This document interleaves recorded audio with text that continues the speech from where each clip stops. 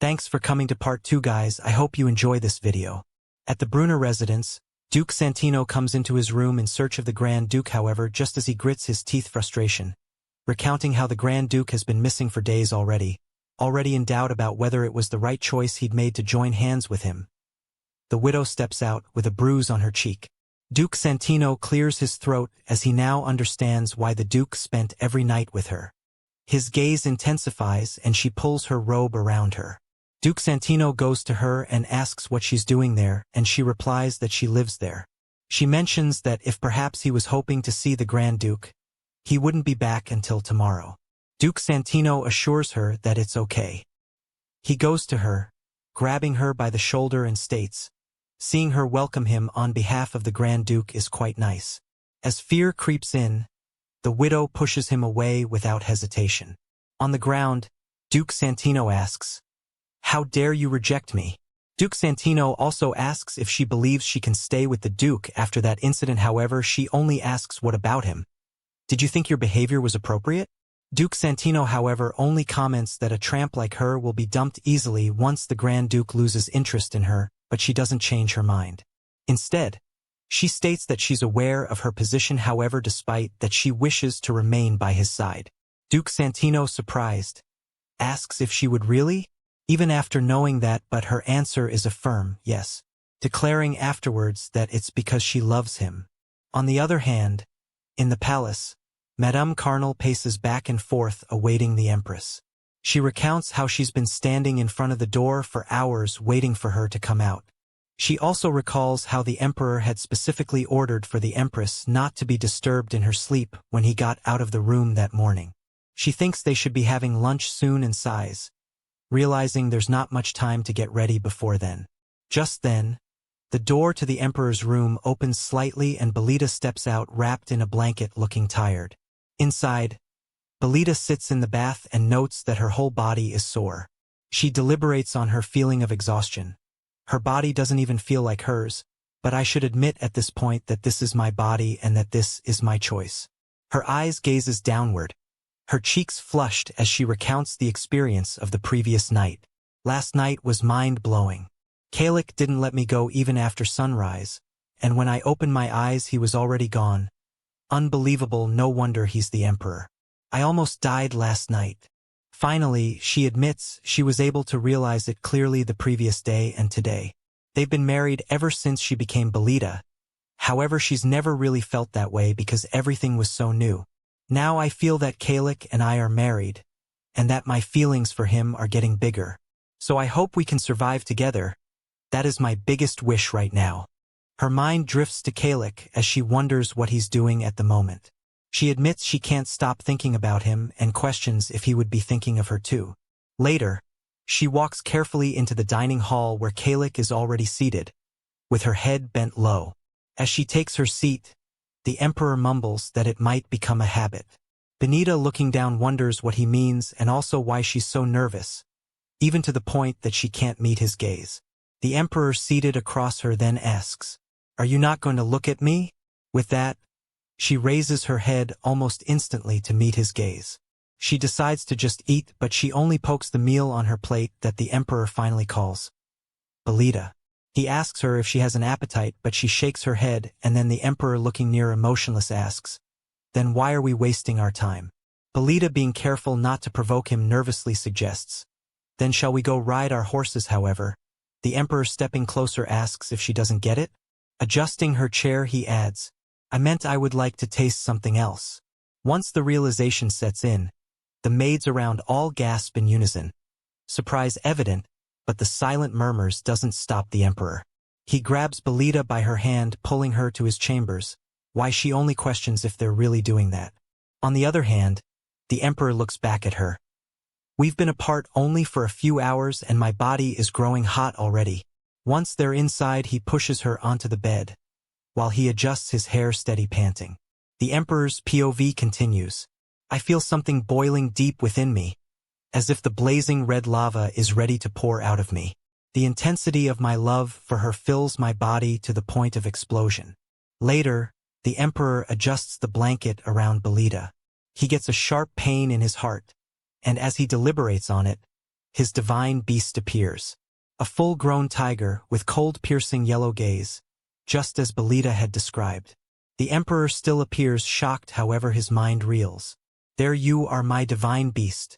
Reaching for it, he recounts how he never believed he would be able to see it with his very own eyes, but now it is right in front of him, and also already fully grown up. He pats his tiger as he muses that it's amazing. Turning to Belita, his thoughts continues. "Just as Belita described, you changed and I changed as well."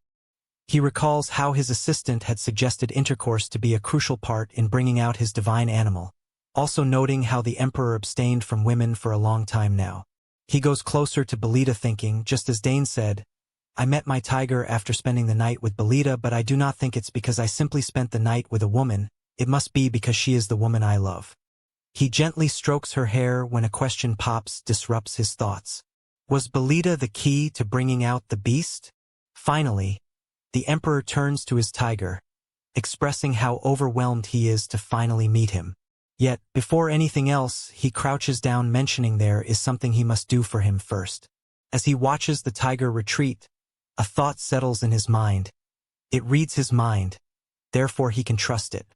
Once he rises, the emperor notes that his beast should be kept in the dark, so it can be a crucial card to play at the end. At the same time, the Grand Duke sits in his office, shivering in terror. He bites his finger anxiously while he ponders on how the negotiation with Emer was successful, but he remains unable to shake away the feeling that he's missing something. All of a sudden, his horse begins to shift back and forth, restless. He turns to his horse and notes how it's become terrified and transparent for days now. He looks terrified as he notes how also the energy he feels within him is also growing weaker. "It was in good condition when I was spending the night with the widow. What is happening?" With his increasing anxiousness, he decides to pay a visit to the palace. However, once he pushes the door open, his eyes darken in horror. The emperor, Kalik, and a beast, a grown one at that. As the Grand Duke rushes out of the palace, he questions if the emperor has been hiding it all this time, waiting to ridicule him the moment his beast got weaker. He pauses and deliberates quietly about all his plans. What is he to do now? The Kalik now has a beast. Then what about his plans? In a new scene, he staggered into the bedroom with the widow. She goes to him in panic, noting that he's completely soaked and might get sick.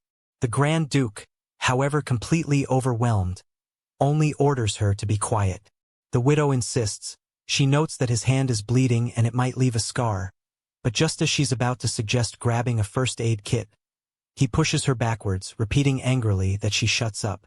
The next moment, she falls onto a candlestick and blood splatters around.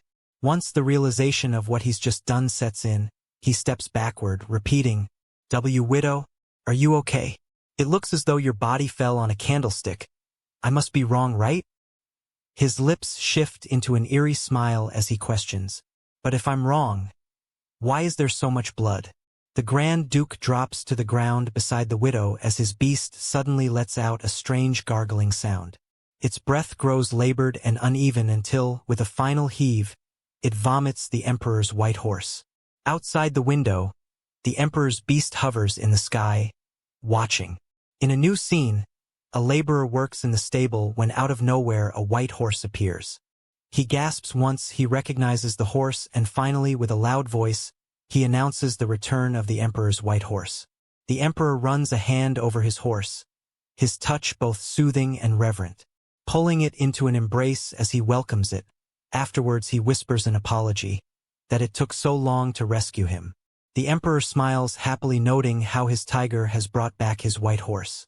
"I am blessed by God today, Belita, my divine beast, and my stolen horse, with only one remaining, Euclo. With this momentum, I shall conquer the kingdom." At the Brunner residence, Duke Santino, along with the other members, walk holding a wine. As the first man enters, his foot lands on something soft and damp, producing an unpleasant squelch, drawing his attention.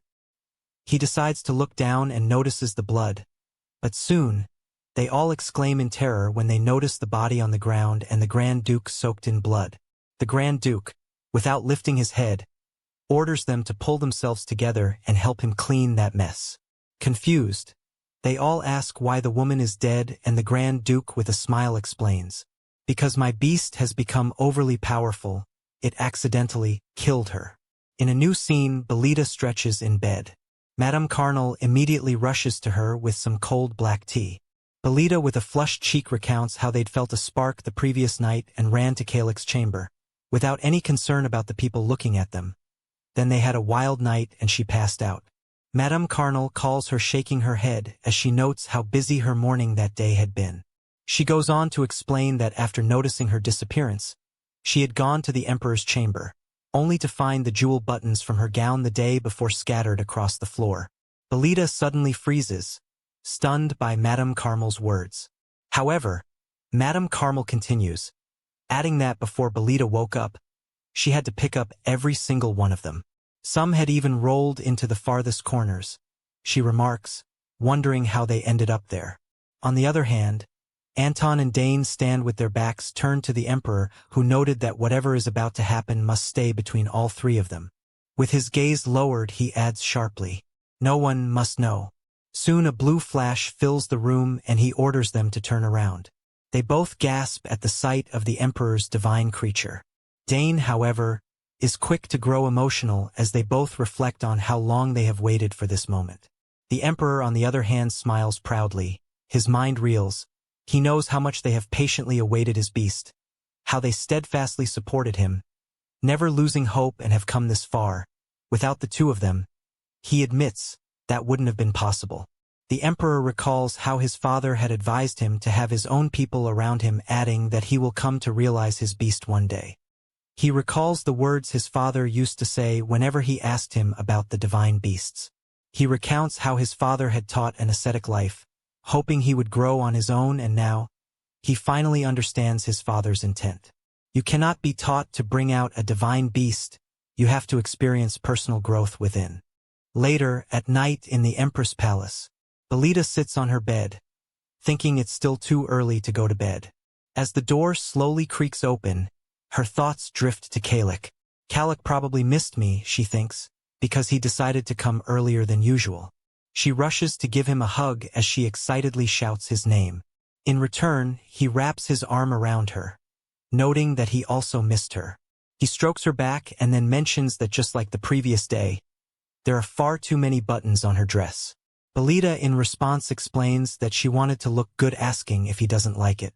The Emperor grabs her head, holding it in place as he states, he's already losing his mind before his eyes. He shifts closer. If your intent is to drive me further mad with these buttons, I do not appreciate it. He tells her not to wear anything, and if that's not possible, he asks her to wear just one piece of clothing, something he can remove immediately. Belita, looking to the corner with red cheeks, gives him a reply. I will wear one from now on, a thin one. The Emperor smiles happily as he replies that he likes her suggestion. He lifts her up suddenly, and as he approaches the bed, he retorts, anyway, as always, I will not be letting you go quickly tonight. He drops her on the bed and gently sweeps a portion of his high into his hand. Surely you were aware of that, weren't you? With a smile, Belita responds, exactly as I wished. I won't let you go easily either. Later, they both lay in bed together. A gentle rumble resonates through the room, betraying her hunger. She turns to the Emperor and asks if he, too, is hungry. She laughs awkwardly as she admits that she skipped dinner because he mentioned he would be early that night. The Empress also admits he's hungry, adding that he hasn't eaten at all. Belita asks why, and he says he had to see her at once, so he had no time to waste. Belita turns back to the Emperor and chuckles softly. As she walks, she wonders if she should bring something to eat. Just then, she notices a meal for two set on the table, accompanied by a note that reads, in case you're hungry. Holding the note, she wonders when Madame Carmel had come by, silently admiring her foresight. She feeds the Emperor a fruit, and he in return feeds her dessert. For a moment she looks at the Emperor and is lost in thought as she compliments his good appearance. He's so perfect and flawless. I hope he achieved everything he dreams of. The Emperor, noticing, turns to her and asks her what she's thinking. Without hesitation she reveals she's thinking of him. She also adds that she wanted him to be happy forever. Happy? The Emperor's eyes widens as a realization sets in. This is it. He recalls how his father always beamed with happiness whenever he was with his mother. I assumed the key was personal growth. What if that growth meant happiness? Only in a state of genuine joy does a beast reveal itself. When I become complete, so does the beast.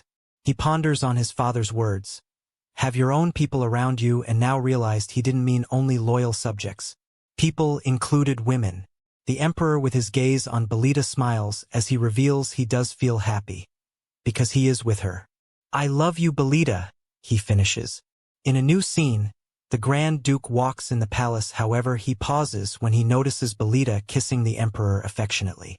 As she walks, he ponders on the red hair.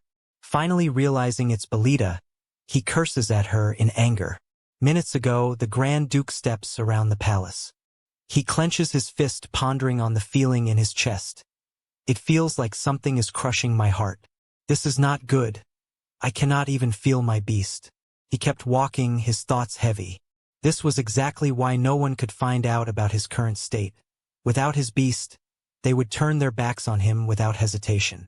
Something catches his attention and he gazes in their direction. That red hair, Belita and the Emperor laughing together. The Emperor standing in front of Belita notes that he will be there early that night, just like the previous day. Belita replies with a whisper. She will keep the promise and wear just one piece of clothing. He places a kiss on her forehead, stating he'll look forward to it before turning his back to leave. Even after he takes his leave, Belita isn't all over everything. She questions if it's because they're newlyweds. It's like we have to stay together all day long. Being apart like this feels wrong. She continues walking, thinking, the morning kiss wasn't enough, but they've got time. As she walks, the Grand Duke Curl bites his lip in anger. He reaches for her and suddenly he places his hand over her mouth. She struggles, however he orders her to stop, but she doesn't listen and he ends up slamming her head against the ground as he angrily mentions. He already warned her to stop. As she struggles underneath him, her nail scratches him on his cheek, however he remains unfazed. Panting heavily, he mutters under his breath, "You whore." She tells him to let her go, demanding to know what he thinks he's doing. However, he only orders, "Shut up. What do you think you're doing?" Suddenly, her movement pauses when she hears him ask if she's switching to Kalik, because he's more promising now. She drifts to thought. She had a feeling there was something going on between Kuro and Belita, however, that wasn't how she imagined it. Finally, she frees herself from his grip. She mentions that she wouldn't take any more insult from him, addressing him as Duke. However, he only states that he'd watched, as she tried to present herself as a regal empress, but now he knows she hasn't changed at all, adding that she's still obsessed with men. Belita, phased, only asks if he can stand by his words and behavior, but he lets out a scoff. He retorts sharply, "What about you? You're now filling around with Kalik after cutting me off. You wanted him dead." Kuro yells in anger, however Belita doesn't let that slide, and the next moment, she gives him a slap in the face while she asks, "How dare you speak of the Emperor's death in the palace? Do you wish to be out in jail?" The Grand Duke, however, remarks that it's ridiculous. He brushes his cheek and mentions how she said he deserved the throne, all the while being beneath him. Belita, stunned, can only imagine cursing Kalik and sleeping with a traitor. I now see how disgusting this relationship was. The Grand Duke, gathering a strong resolve, declares that he's the Emperor and Kalik is to die, but Belita refutes his statement. No, Kalik will not die, ever. She recalls their moment together and thinks she wouldn't let that happen. Kuro only retorts that they'll see, adding that Kalik will soon be in danger, and Belita once again responds that he's the one in danger. Mind your own beast. Watch out, Kalik knows everything. She warns before turning her back, leaving him standing alone, shaking in fear while cursing her with all his breath. His thoughts drift to his deal with Emer as he remarks that had it not been for his deal with Emer, he would have poisoned her to death that night. When this is all over, I will kill you, he finishes.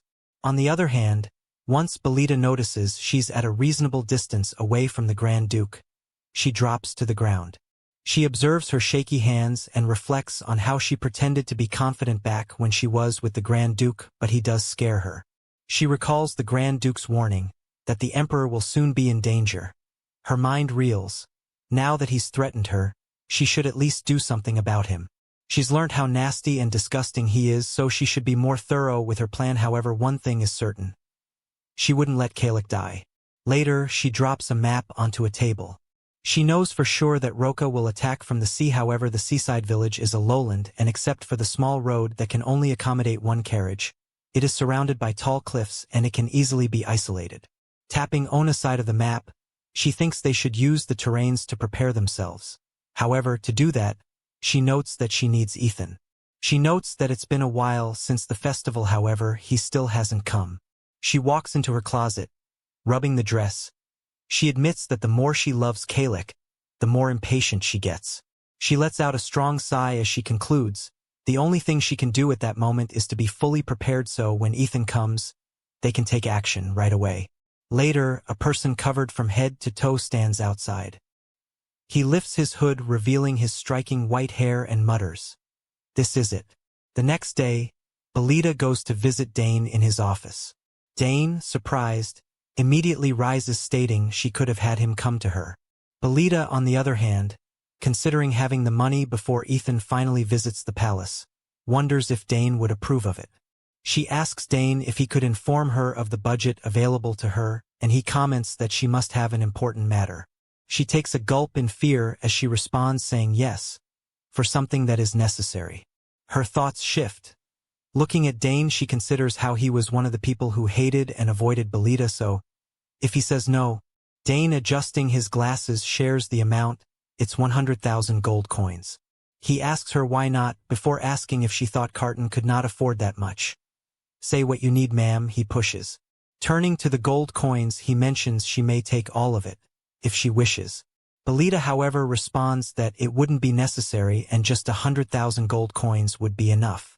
Dane then explains that with the 500,000 gold budget for the Mr. Kaftan contest, she has a lot, and the Emperor has ordered the funds to be allocated to her palace.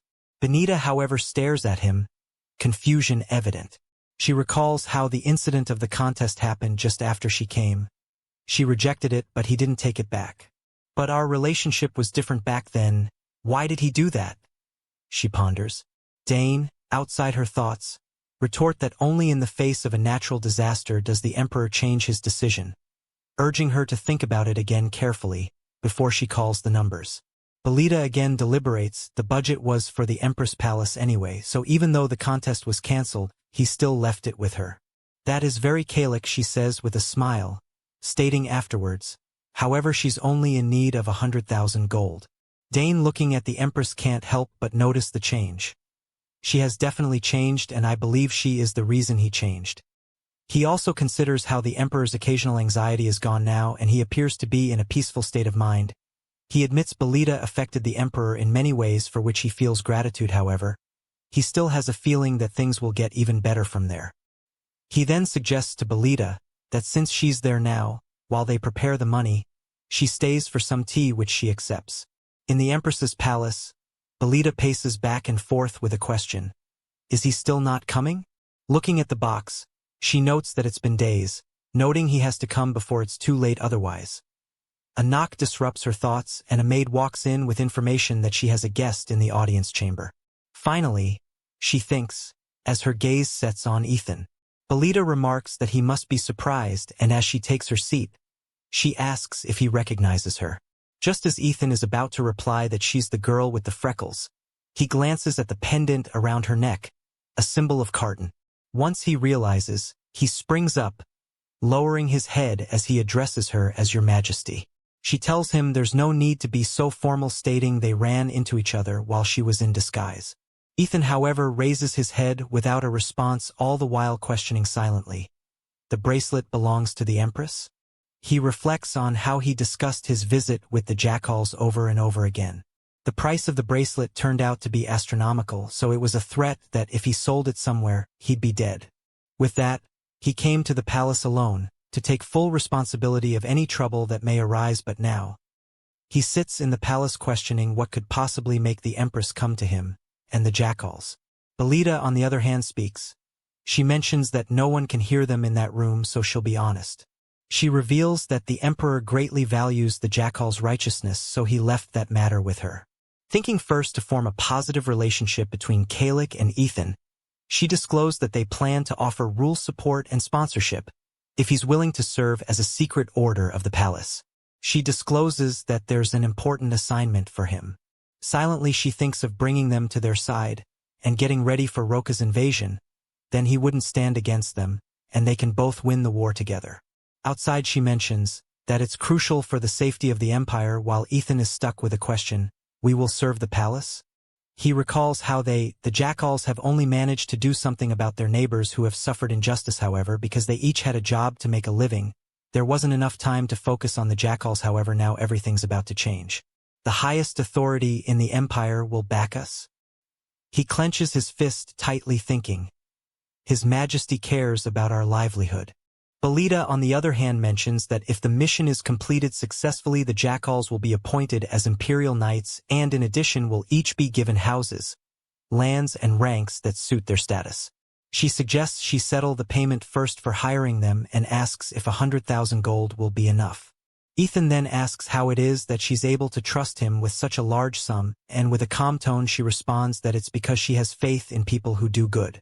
She sounds confident. Finally, our efforts have been recognized. With courage, he declares, "All right, Your Majesty, what is our first task?" Later, Belita walks around the palace and deliberates. We're off to a good start. Ethan hasn't unleashed his full potential yet. This offer must have been too good to dismiss. Once his leadership starts to grow, he would immediately become a powerful leader who wouldn't take orders from anyone. Her thoughts drift to Kalik as she recalls wanting to invite him somewhere special, reminding herself to get ready soon. She also remembers the promise she made to him earlier that day. In a new scene, the Emperor gives an order, "Come out." His beast appears, and the Emperor marvels at the sight, remarking that it's unbelievable. It never fails to answer his call. As he gently moves his finger in a circle, the tiger mirrors his motion. He recalls once hearing that one must train endlessly once a beast appears, yet this tiger has already become one with him, calling it both impressive and marvelous. He notes that such feelings have become more frequent lately. However, his thoughts soon shift. That's enough, he thinks. Now, I must go see the most marvelous person of all. The Emperor strides through the Empress's conservatory, his gaze sweeping over the lush surroundings. He realizes he had never spared the place much thought before, yet now, he finds it far more meticulously maintained than he had ever anticipated. He comes across a room there, and as he slowly pushes the door open, he notices on the bed Belita. She calls him Kalik. However, he appears stunned by her appearance before him. Under his breath he mutters, breathtaking, as he observes her awaiting him on the bed. He immediately goes to her and sweeps a portion of her hair into his hand. Belita mentions that she'd kept the promise, and he replies saying he noticed. He drops his head onto her shoulder as he continues, stating that in fact, it is the only thing that caught his eye. She asks him if he likes it, and in a breath he mentions yes. However, he isn't done. He mentions he can picture her waiting for him in that nightwear every evening. And, "You will drive me insane every night," he states while he slides the hand of her dress down. The gown drops to the floor while the Emperor goes insane over the body of his Empress. The next morning, she wakes up. She tries calling Kalik, however, when she turns to the side, he's nowhere to be found. She goes outside, and when she spits him, she asks if he's having a tour, and he explains that he'd woken up early, so he decided to take a look. "I had not known how beautiful this place was. Shall we take a walk?" he suggests. They walk together, taking in the serene beauty of the conservatory. As Belita gazes at the towering palm trees, she marvels at the sight, realizing she has never ventured into this part before. The Emperor remarks that it feels as though he's crossing a desert. Belita, observing the trees, comments that they make the place resemble an oasis. The word lingers in her mind, and her eyes widen. Wait, oasis. There's something oddly familiar about it, yet she can't quite grasp what. Later, Belita thanks Madame Carnal for bringing her a change of clothes. Her thoughts drifts to Kalik. He went back to his office, and before he left he made sure to hug her tightly and insisted they see each other every night and make love. "I don't know, but girl, what? I'm actually starting to think he's cute," Belita muses, Then I guess I like him that much. She recalls how he mentioned it felt like he was crossing an oasis and can't get over his gorgeous voice. Her thoughts now shift to her successful meeting with Ethan. Because everything went smoothly with Ethan the previous day, she felt relieved, which made their night more passionate than ever. I was happy that I met him before he and the jackals grew more powerful. Otherwise the jackals would have found a new hideout in the desert. But that won't happen now. Suddenly a realization hits her. In the book, Ethan moves to the desert. The desert that surrounds Uklo settles near the only oasis in the desert. In the Grand Duke Dane's office, the map of the desert is held there and the Emperor, Kalik, struggles to find a way into that area. She gasps as she wonders how she could have forgotten a detail so important. Kalik dies because of the war against Uklo. He takes 1 million troops and suffers a crushing defeat with only 10,000 of survivors. Meanwhile, Roka doesn't miss its chance to invade Kaftan. Belita turns around, immediately thinking they've still got time, so she should tell him. She informs Madame Carnal she has somewhere urgent to be and immediately takes off to the palace. In the palace, Belita enters the Emperor's office holding a map. She informs him she has something to tell him holding the map. She places the map on the table with her finger pressed on a spot as she reveals there's an oasis there, and he will be able to survive a few more days even in the desert. Dane, startled, asks if it's true, but she continues explaining. Tapping a spot, she directs him to pass the giant rock and move a bit further. Beyond that, he will find an oasis, where abundant water flows freely. She then asks if, by setting up base there, he wouldn't finally be able to rest properly in the desert. However, for the first time, that the Emperor proceeds to part his lips to speak. His words are sharp like a blade. But Belita, how do you know this? Now she wonders how to explain everything. She got so excited that she remembered it that she just dropped it out of nowhere without even thinking. She rolls her eyes nervously as she explains that she only just remembered that there's an oasis only known to a few of Uklo's royal bloodline. However, the Emperor still looks at her suspiciously. Belita reveals she heard it from her father back when she was in Felon. In her mind she panics, considering how she'd just used Belita's father, the father she's never even met. The Emperor asks her if it's true, and she nods, hoping that'll give him assurance. Belita explains that a royal member of Uklo once visited Felon as an envoy, and while drunk, he leaked the secret, and as a young girl fascinated by the oasis, she asked in detail where exactly it was. Now she looks content with her story, confident he wouldn't go to Felon verify her story. The Emperor appears stuck in a daze as he deliberates on how the desert has long stood as the greatest obstacle to their advance to Uklo. However, if what Belita is saying appears to be true, they can use it as their base midway and strike the kingdom immediately. Dane then asks how they're to find it, but Belita, with a reassuring smile, replies that she'll mark it for him. An expedition was quickly organized to check out the oasis.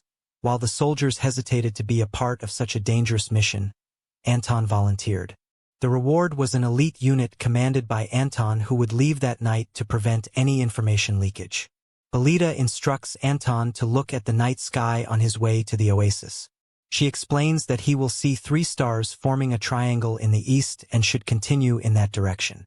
The journey will take about 2 days one way, making it a total of 4 days for the round trip. Anton echoes her words, "for days." She then asks if they should go over the route once more, to which he agrees. On the day of his departure, Belita watches as Anton mounts his horse. She pleads with him to trust her and verify the oasis, adding that he must return safely. With a reassuring smile, Anton replies, "Of course, I trust you, Your Majesty," before riding off. The Emperor, standing in silence, watches him go. Yet his thoughts remain firm. He must find it. The future of this empire rests on their shoulders. That night, Belita rolls over to Kalik, offering reassurance. "Kalik, don't worry. I'm confident about this information." Clinging tightly to the Emperor, she reflects on the events of the novel. How the jackals had relocated their base to the oasis, and by navigating the stars they arrived safely. They had driven out the bandits, and with a secure base, they steadily grew in power. The Emperor turns to her, admitting that while he trusts her, he still cannot sleep easily. Stroking his cheek, she replies that she understands. Then, pressing a kiss to his lips, She adds that they should wait for them with faith. The next day, at the Brunner residence, the Grand Duke sits in his office feeling as though he's unable to breathe, like a hand is clutching his heart. Since that day, he recounts, his beast has disappeared while Calyx's beast has fully grown already. He scatters the paper around in frustration, and once he's relaxed he decides to go out for some fresh air. Outside, as he sits enjoying the fresh air, the servants in the distance remark that the Emperor's white horse is so clever. It returned on its own. He continues mentioning it looked skinny at the time, but it's quickly restoring its shape. The Grand Duke immediately looks up. Calyx's white horse is back? The Grand Duke, however, is unable to accept it. He recalls how his beast had swallowed it and immediately questions if perhaps it escaped when he passed out. He immediately lunges at the servant, grabbing him by his collar as he demands to know if it's true. The servant, confused, only asks, "What is?" The Grand Duke, without missing a beat, declares, "His Majesty's white horse," urging him to tell the truth or else his tongue would be cut off. The servant then explains that the horse had returned on its own suddenly a few days ago, adding that it was all he knew. Once the Duke lets go, they run for their lives, calling him a madman as they escape. The Duke, standing alone, declared, "I must do something and find a way until Emer is ready." 6 days after the expedition's departure, the Emperor sits in the discussion room. A man retorts that after that night, there is no hope for the expedition's survival. Another counters that while the group may be elite, they are facing the notorious Uklo Desert. Murmurs spread through the room as they voice their doubts. It did seem highly suspicious, the most crucial information appearing out of nowhere. Another points out that the party should have returned within 4 days, and one by one, they reach the same grim conclusion. "We believe Her Majesty's information about the oasis was false." They murmur that they knew it was too good to be true, questioning how Belita could ever give them just what they needed at such an ideal moment. They suggest he should have looked into the source more thoroughly, mentioning he has sent their best knights just because she said, "How could you trust her?" However, a commanding tone cuts through the air. "Stop." Dane orders them to stop speaking, stating, "If you have time, go home and pray for Sir Anton." The Empress, on the other hand, ponders on how it's been 6 days already. The maids in her palace murmur underneath their breaths, and her face goes pale as she questions if perhaps she's the subject of their murmurs.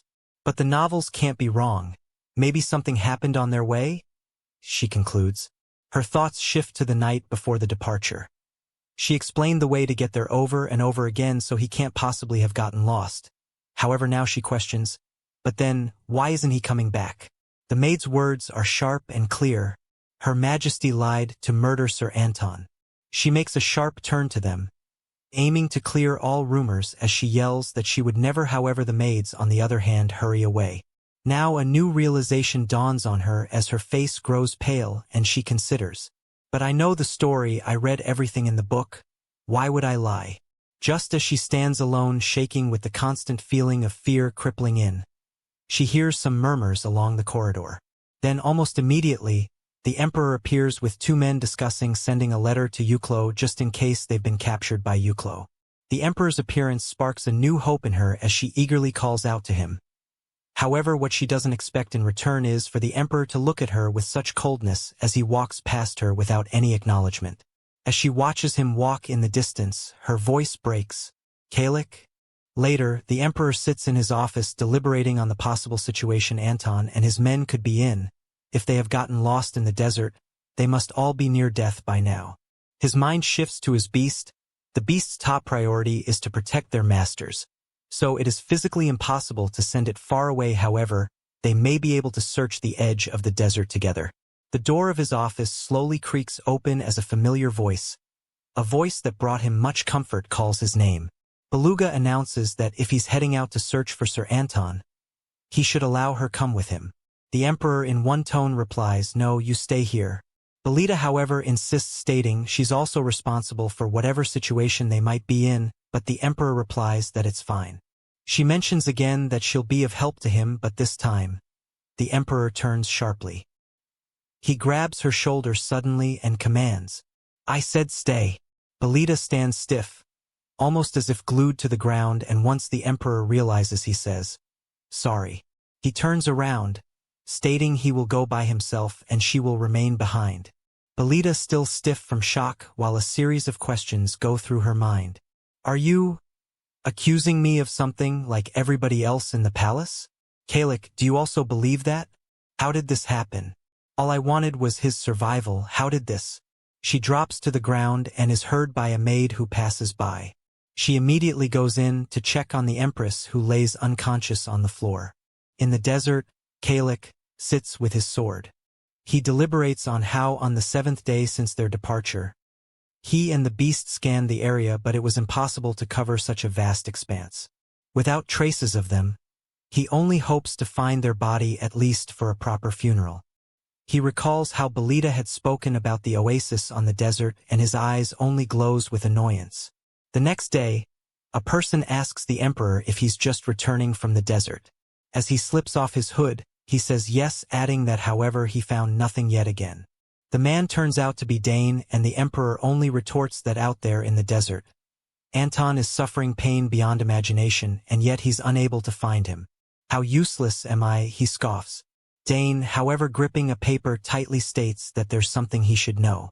The Emperor asks what, and Dane reveals that right before Sir Anton left, the Empress had met with a man. The Emperor, confused, mutters, a man?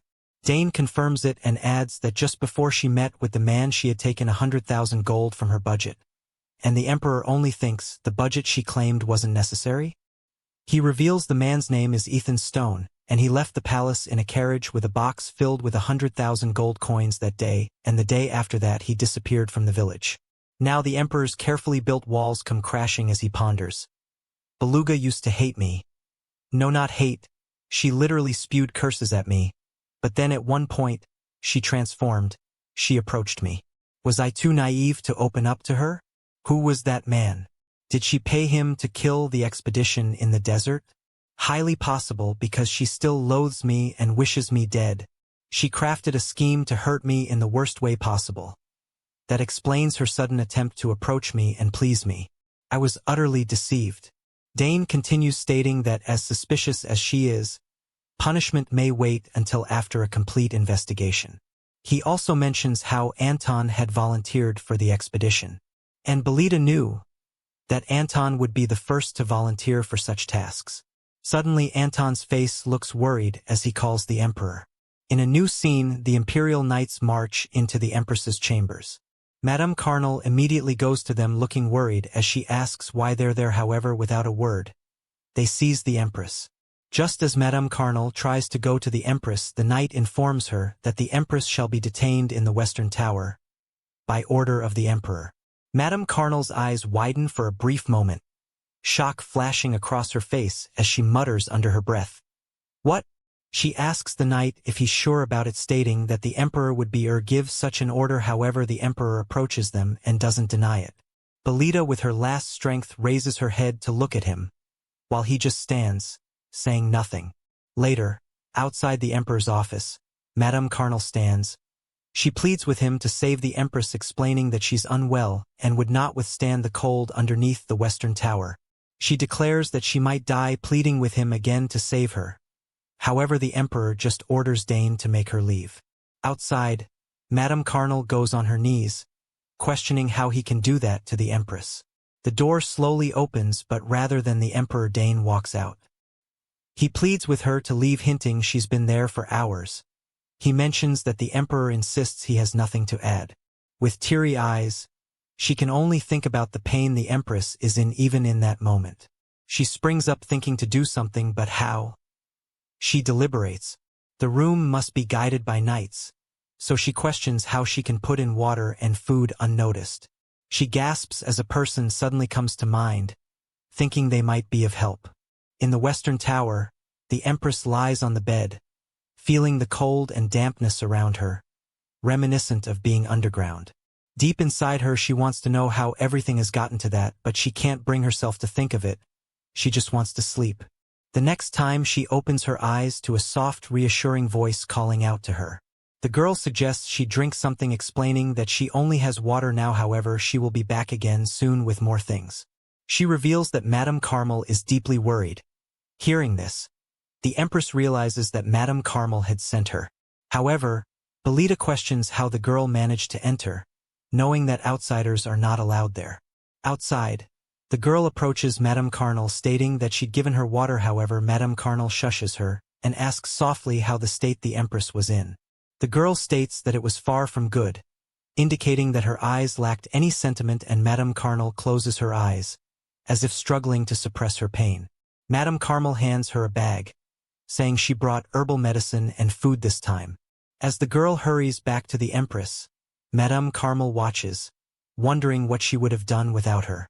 Having lived in a small underground room for about a year, the girl knows the maze-like pathways like the back of her hand. According to her, why seems like a dead-end rock might actually lead to another path if you only push the rock aside. On the inside, Belita mind reels. The girl cleaned my body and gave me warm herbal medicine. I feel less cold now. She questions what's going to happen next, concluding that since Kalik locked her up, it could only mean Anton's death. Tears stream down her cheek now as she wonders if she's getting punished as a result of her attempt to change the original plot, or is it because I fell in love with Kalik? She sobs uncontrollably as she wonders why he didn't ask her, thinking she could have explained. She wouldn't have let the misunderstanding persist. However, with Anton's death now, it's all pointless. With her last breath she mutters, "Kalik, I miss you." Outside, Madame Carnal thanks the girl for her help. However, she refuses, stating it feels like God has sent her there to rescue the Empress from danger. Madame Carnal, with her gaze fixed on the floor, wonders how she can care so deeply for the Empress while living underground, without ever blaming her. Not once. Yet, with a gentle smile, she reveals that she still wishes the Empress nothing but the best and good health. In a new scene at the Noble Council chamber, Anton places his glasses gently on the table before considering. Your expression has returned to how it was before. A face that looks as though it feels nothing, like a stone. At first glance your expression seems frighteningly cold, but to me, it looks unstable and concerning. You've been buried in work for hours. He glances up at the Emperor and informs him that they've successfully identified Ethan Stone and the missing group and are now currently tracking them. He brings up the Empress and asks if it wouldn't be best to release her from the tower for the time being. He adds that when he went to check on her physically, she didn't seem to be in a good condition. He mentions that the tower itself is neither sanitary nor warm enough, and if that continues, she might fall ill. However, the Emperor only asks, Anton, has he not yet returned? With his gaze unwavering, he states that he doesn't overturn his decision, suggesting he takes his leave. In the tower, the girl feeds the Empress some soup while the Empress ponders on how several times a day, a child comes to bring her herbal water and food. She acknowledges she's the only one who always takes care of her, ensuring she doesn't die of starvation. The child was admirable. However, perhaps from somewhere within her, she considered maybe she truly didn't want to die either. The Empress asks for her name and she responds saying it's Pinpin. The Empress notices the girl's sadness when she asks for her name, immediately wonders why. She gently pats the girl's head, softly calling her name. With gratitude, she admits that it's because of her that she's able to keep going. She almost tears up as she calls the Empress. However, that sweet moment is quickly ruined by the sound of the approaching footsteps of a knight. Once he appears, he notices the Empress sitting alone on the bed, completely deserted, and then turns around without a word. He doesn't stay long enough to notice someone hiding under the bed. Later, Pinpin stands outside the gates with a feeling of gratitude to the Empress. Noting it was all thanks to her, they were able to escape. She recalls how she heard the Empress had lost her memory and questions, "So you have truly forgotten my name? And yet you still treat me so kindly. Just now it felt like we had gone back to our childhood. I hope you recover soon." In a new scene, Anton finally returns from the expedition. The Emperor, who had awaited his return so intently, considers, of course, until now, I had been trapped in a nightmare. A horrifying, dreadful nightmare. The Emperor rushes to him, asking if he's hurt, while Belita, standing behind them, muses that it's wonderful. He calls her name before embracing her tightly, revealing it all thanks to her. He retorts that it was so difficult, but he's just relieved to know it was all just a dream. Belita, already worried, asks if he perhaps had a bad dream, and he says yes. He explains it was a nightmare where he lost Sir Anton and then lost her as well. Belita reassuringly asks, "Why would I leave you behind and die? That would never happen." The next moment he pleads with Belita to wake up, yelling her name as he holds her unresponsive body. The Emperor opens his eyes suddenly in a panic. Sir Anton standing beside asks if he's conscious before proceeding to ask if he's all right. He pleads with him to go to his chamber and rest, hinting that if he were to go on like that without sleep, it would truly become dangerous. As the Emperor gazes outside the window, his thoughts are consumed. He cannot forgive this. She who sent Anton to his death and himself who still loves her despite it.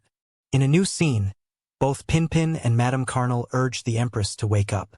Once she opens her eyes, Madame Carnal reveals that if she remains there she will be in danger, so she must escape quickly. She discloses that the nobles gathered in the Emperor's office and are currently discussing her execution. The nobles all gather in the Emperor's palace, urging him to make a decision about the Empress. They argue that sending Sir Anton to his death isn't any different from challenging the Emperor himself, so the Empress must be executed as soon as possible, to set an example. In the Western Tower, Madame Carnal urges the Empress to come with her, explaining that a carriage has already been prepared. She states that if they ride through the night, even if the Imperial Knights were to notice, it will be hard for them to catch up, adding that once they reach Felon, she'll be safe. The Empress, on the other hand, only ponders on her fate.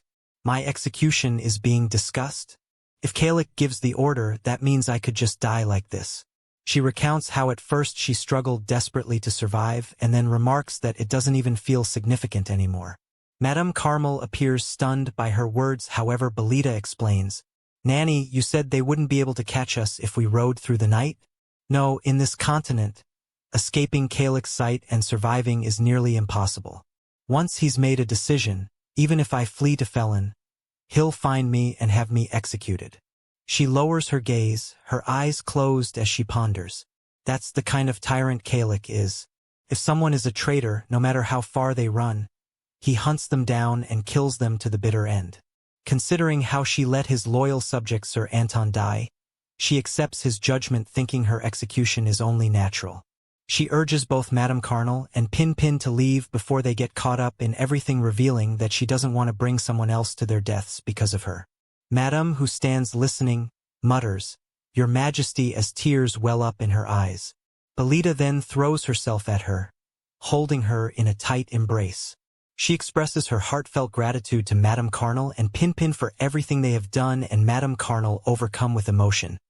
Madame Carnal struggles to hold back her tears. After they leave, Belita looks up at the sun rays pouring in from the only window in the tower. Her mind reels and she sighs. "Ah, since it's come to this, I should have done better. I should have cherished my time more." She presses her eyes shut as if already accepting her fate as she thinks, "Once I'm executed, I'll go to Sir Anton and the knights who went before me and apologize. I know what will happen to Kalik in the future, however, I can no longer stop it." Her thoughts drift to their shared moments together as she recalls how much she wanted to stop the cruel fate that awaited him. She wanted to stop it. She wanted them both to love well together, but now, it's really all over. In the present day, exhaustion overtakes her, and she collapses to the floor. As her eyes flutter shut, a final thought echoes in her mind. In the end, I will die at Kalik's hands. Outside the tower, Pinpin checks on the nanny, asking to see if she's okay. Madame Carmel, however, snaps, asking how she could be when Her Majesty is about to be executed. She asks Pinpin how she can be so calm, and Pinpin, lowering her gaze, shares, she just doesn't think the Emperor will go through with it. Pinpin continues, revealing she doesn't believe the Emperor is someone who would actually kill the Empress, and Madame Carnal asks her how she could possibly know that. "Actually, last night, His Majesty came here," Pinpin reveals. The words halt Madame Carnal's tears, stopping them from falling even for just a moment. Meanwhile, at the same time in the Emperor's palace, the nobles press him to make a decision immediately. Anton, irritated, demands to know how they dare barge into the Emperor's office unannounced. Yet, they ignore him, pushing forward with their demand for a decision to be made. The Emperor then finally speaks. As he rises, He mentions that he can see he's kept them all waiting by delaying his judgment of the Empress, but now he shall make his decree. Regarding Empress Belita involvement with the expedition, no one will speak on that matter again. She is to be deposed and sent back to her homeland Felon. However, the nobles are not pleased with his judgment. They question how he can let someone who is no different from a traitor live, remarking that it's unthinkable. But the emperor insists that his decision is final. If anyone dares to question it, he will consider it an act of treason. Dane is stunned by the emperor's judgment, yet he believes it is the right decision. As he looks at the emperor, his mind reels. No matter how powerful he is, he couldn't bring himself to execute the Empress, the woman he shared love with. Dane lowers his head, thinking that even if she had orchestrated everything, he wouldn't have wanted that outcome either. Anton, you would feel the same too, wouldn't you? Dane wonders. Just then, the ground trembles with the galloping of horses outside the palace, and from outside, a familiar voice calls out, "Your Majesty, Emperor!" The Emperor, recognizing the voice, goes to the window, and from there, he spots Anton returning on his horse with the other soldiers. Sir Anton's return is announced, and looking stunned only mutters, "What?" In a new scene, Anton kneels in the presence of the Emperor as he reports how he encountered a delay while resolving the issue, asking for forgiveness for his tardiness. The Emperor with an unsteady voice asks if it's really Anton, and Anton in response raises his head and says yes. He shares that they have confirmed the existence of the oasis, following that the Empress, Her Majesty, was right all along. The Emperor's heart pounds. He ponders on what to do. Even though it's the long-awaited news, he can't simply rejoice as his thoughts shift to Belita. Dane turns to the Emperor and, with his head low, reveals that he will then hurry to the Western Tower. As soon as Dane saw that Anton had returned safely, he took the knights and rushed to the underground chamber of the Western Tower to bring the Empress.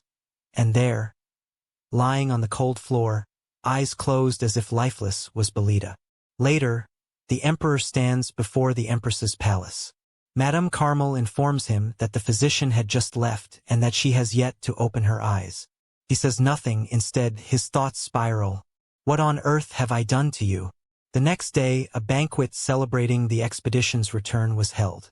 Anton discusses how the Empress's description about the oasis was completely right. As instructed, they traveled for 2 nights straight, and when they finally discovered the oasis, they shouted for joy. But up until that point, they had no issues. As they celebrated reaching the oasis, they were so overwhelmed with excitement that they paid no heed to their surroundings and ended up getting caught in an animal's trap. Anton, in the present day, shares that he never expected bandits to be stationed at the oasis, however, because in that moment, he was overwhelmed with excitement. His judgment became clouded. He recounts that they survived all kinds of humiliations there. However, he resolved that he needed to come back and report the existence of the oasis, so he endured with sheer determination and awaited an opening. When the opening was created, he launched at attack without hesitation. Anton, with gratitude, discloses that he would like to dedicate the honor to the Empress, stating if not for her information they would never have known the place. Faced with the empty chair in the front, Anton can't help but question where the Empress is, noting how she was also nowhere to be found the previous day. The mood around them shifts as they all avoid his gaze, unable to share what had happened in the palace during the period of his delay. Anton immediately excuses himself from the table, deciding to go pay a visit to the Empress. As he stands in front of her chamber, Madame Carmel informs him that he may speak with her, however she's currently unwell and resting. When Anton walks in, he is unable to take in the sight of the Empress in front of him. The Empress, who was in good health just before the expedition, now, she lays on the bed, in that state, making him wonder again how she could have ended up in that state. Anton pleads for forgiveness from the Empress, stating it was all his fault, but the Empress asks him to raise his head, remarking that just the fact that he has returned is enough. From Madame Carmel's point of view, a few moments ago the Empress opened her eyes and heard about the expedition's return. She was so happy that it felt as though she was being told it is okay for her to wake up now. Madame Carmel explains that they encountered bandits, so it took longer for them to return. Now the Empress realizes she had completely forgotten about that. In the novel, Ethan first wiped out the bandits who had set up camp there. then settled in and expanded his forces, and it was nearly a disaster. Her mind reels. Even after finding the oasis, Anton and his group could have been killed by the bandits. I caused you all those hardship that right now, I'm only grateful that you returned safely. She thanks Sir Anton for coming safely, holding a bright smile on her face. Later that night, Madame Carnal protests. No, you mustn't. The Emperor points out that she said the exact same thing the day before, and now she still has the same answer. Madame Carnal stands firm, insisting that it is still not the right time for her to see anyone. However, the Emperor disregards her objection and orders her to step aside. Madame Carnal remains firm, insisting that no one is allowed to see the Empress right now. The Emperor then remarks that he heard Anton was there earlier and questions whether she is defying his command. With unwavering determination, the nanny responds, "Do you even have the right to see Her Majesty?"